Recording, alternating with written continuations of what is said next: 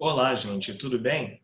Como eu combinei com vocês, esse segundo vídeo envolvido no assunto cidades, né, vai tratar sobre a manutenção, a subsistência, né, como essas cidades antigas, as primeiras, né, se sustentavam, né, qual era a base, né, organizacional dessas primeiras cidades da civilização humana. É necessário, queridos, antes de tudo, levar em consideração o seguinte fator. As primeiras cidades elas foram construídas perto de rios. Né? Por que perto de rios? Porque o rio, e por consequência a água, trazia, né, o alimento, trazia, né, o trabalho, né, trazia uma série de benefícios que poderiam não, que fizeram com que as primeiras cidades surgissem e se mantessem. A gente tem como exemplo na história, né, as cidades ribeirinhas do Rio Nilo. Né? O Rio Nilo, de fato, ele no Egito ajudou a construir, né, Alexandria, ajudou a construir Mênfis, ajudou a construir Cairo, tudo bem? Então, a gente não pode dissociar, né, a questão, né, o entendimento da natural, né, da natureza, melhor dizendo, com o entendimento das primeiras cidades. Nós não podemos dissociar uma coisa, um assunto do outro. Esses assuntos, eles são, né, eles se interrelacionam, tudo bem? Então, mais uma vez falando, pensou em criação das primeiras cidades da civilização humana, pensa no seguinte ponto: estas, né, e muitas outras para frente, né, foram criadas perto de rios. Dá mais um exemplo, professor.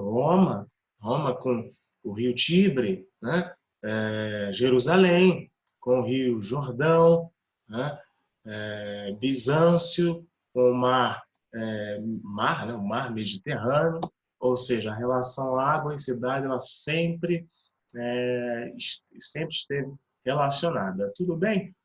Com essa condição, né, de subsistência, é claro que foram criados certos mecanismos que pudessem, né, otimizar esse uso da água para as atividades corriqueiras de uma grande cidade. Né? É necessário usar água para fazer o alimento, é necessário usar água para limpar, é necessário usar água para levar as excretas, não é?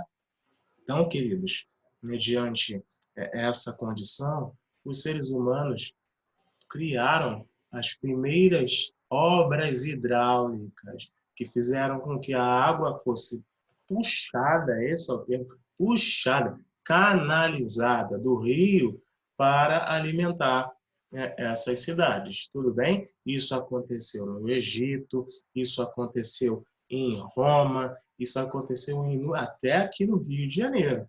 Né? Só para vocês terem uma ideia, né? A cidade ela foi fundada, digamos assim, no antigo Morro do Castelo, e a água que chegava, né, para as pessoas ali dessa primeira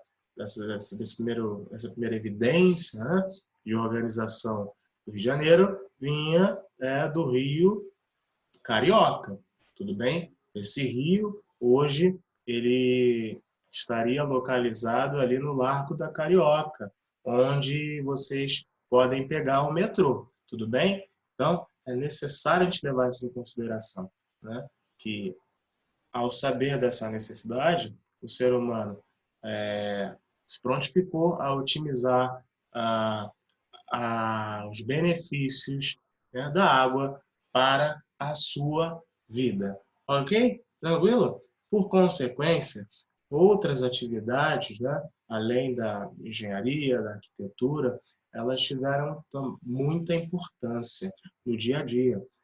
O artesanato, por exemplo, é de fato, uma grande evidência, né, até para trabalhos arqueológicos, de reconstrução dos hábitos e costumes dessas sociedades antigas.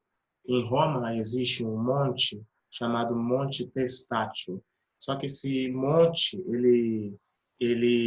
a gente pensa, né, a priori, quando a gente não sabe, é um monte, é uma formação natural, né? Não, não, esse monte ele é formado por cacos de ânforas, ou seja, vasilhas, né, garrafas, né? Tudo isso fruto do artesanato.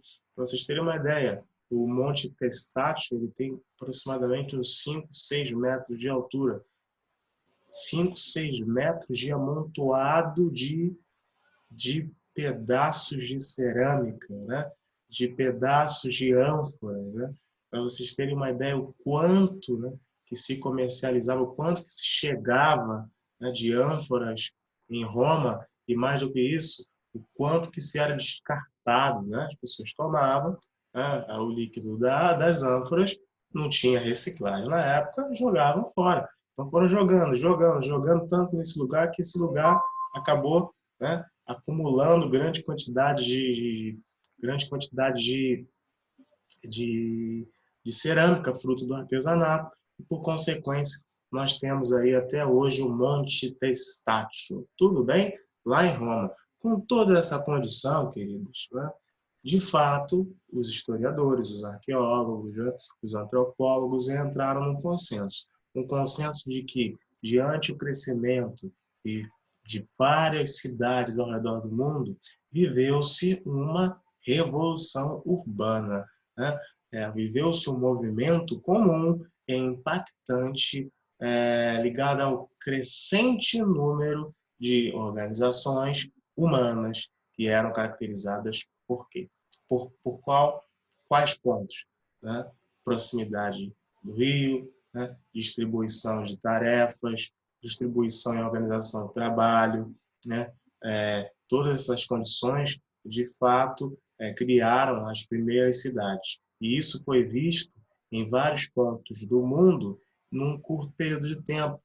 Logo, esses cientistas nomeiam esse movimento como revolução urbana. Um novo estilo de vida, não mais ligado, queridos, à esfera do campo exclusivamente, mas agora, né, a partir desse momento que nós estamos falando, ligados a atividades citadinas, né, ligadas à vida, uma vida mais sociável, né? Uma vida vinculada exclusivamente à relação humano com humano, diferente da vida do campo, né? Que há uma mediação entre relação humana com a natureza, por consequência dos animais, não.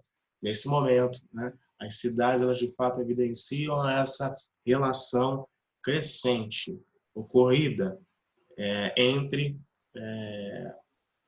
os participantes dessa organização social. Tudo bem? Então, queridos, para a gente finalizar, eu trago para vocês uma reconstrução artística de uma cidade antiga chamada Uruk, lá na Mesopotâmia. Vocês vão ver isso direitinho no ano que vem. A Mesopotâmia, ela foi caracterizada como o berço da civilização ocidental. Por quê? Porque ali, de fato, né, as primeiras grandes cidades foram criadas, né, mediante a contribuição de dois rios, o rio Tigres e o rio Eufrates, ok? Mesopotâmia significa região entre rios, tá certo?